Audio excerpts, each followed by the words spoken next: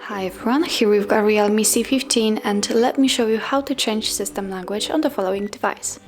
So first thing you have to do is simply open the settings, then let's scroll down and find language and region, and here we can change the region, for example for Bangladesh. Let's get back and let's enter the language. And as you can see here, we've got the full list of available languages on this device. And let's pick something, for example, maybe French. If you are ready and if you are sure that you want to change the language, simply click on Done. Change to French. If you have the password, you will have to draw it.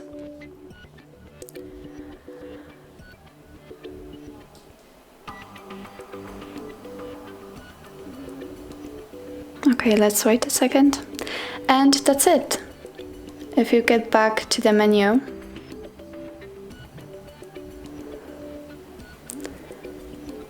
you can see that the language has been changed and now it is French. So that's all. This is how you change the language in your Realme C15, and if you find that this video was helpful, please hit the subscribe button and leave the thumbs up.